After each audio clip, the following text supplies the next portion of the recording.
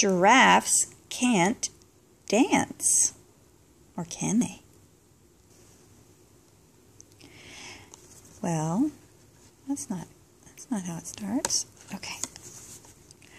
Gerald was a tall giraffe whose neck was long and slim, but his knees were awful crooked and his legs were rather thin. He was very good at standing still and munching shoots off trees, but when he tried to run around, he buckled at the knees.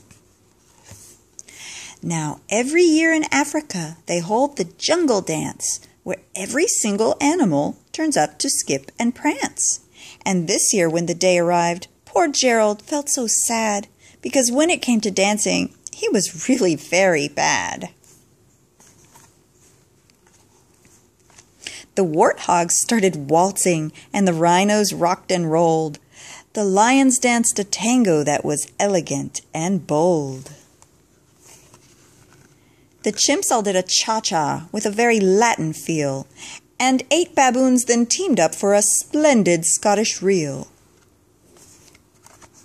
Gerald swallowed bravely as he walked towards the floor, but the lions saw him coming, and they soon began to roar. "Hey, look at clumsy Gerald," the animals all sneered. "Giraffes can't dance, you silly fool. Oh, Gerald, you're so weird." Gerald simply froze up. He was rooted to the spot. "They're right," he thought. "I'm useless. Oh, I feel like such a clot." So he crept off from the dance floor, and he started walking home. He'd never felt so sad and so alone. Then he found a little clearing, and he looked up at the sky. "The moon can be so beautiful," he whispered with a sigh. "Excuse me," coughed a cricket, who'd seen Gerald earlier on. "But sometimes when you're different, you just need a different song."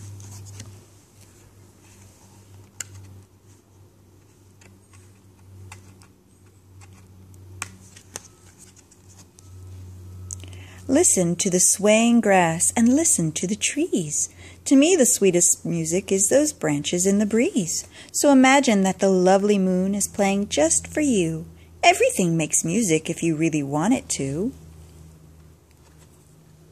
With that, the cricket smiled and picked up his violin. Then Gerald felt his body do the most amazing thing. His hooves had started shuffling and making circles in the ground. His neck was gently swaying, and his tail was swishing round.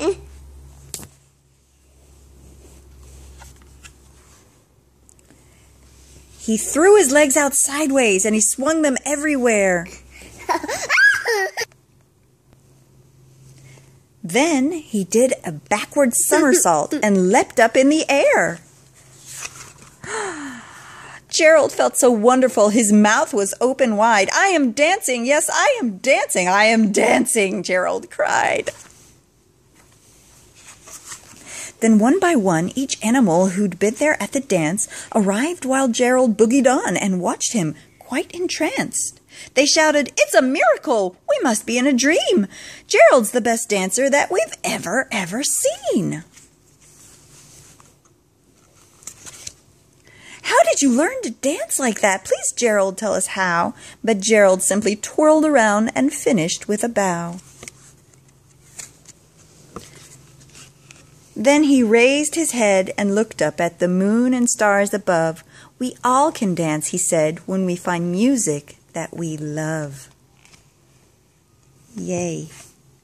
The end.